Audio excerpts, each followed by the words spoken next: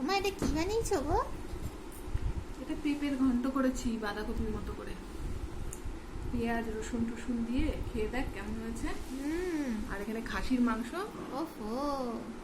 1 piece খাসির মাংস দিয়েছি, একটা আলু দিয়েছি। তুই খেতে চাস না? হ্যাঁ হ্যাঁ, আর ভালো একটা করেছো। পেঁয়াজ দিয়েছি। আর আর এটা হচ্ছে রুই মাছের পেটি, কি দিয়ে বানিয়েছো গো? বেগুন দিয়ে, জিরে কালো জিরে ফোড়ন দিয়ে, আবার জিরে কালো জিরে বাটা, শুকনো লঙ্কা বাটা দিয়ে, কালো মানে কাঁচা লঙ্কা চেরা দিয়ে, বেগুন দিয়ে করেছি। ভালো আছে, দারুণ হয়েছে। আর তুমি? আমার জন্য করেছি এমনি জিরে বাটা আদা বাটা ঝোল।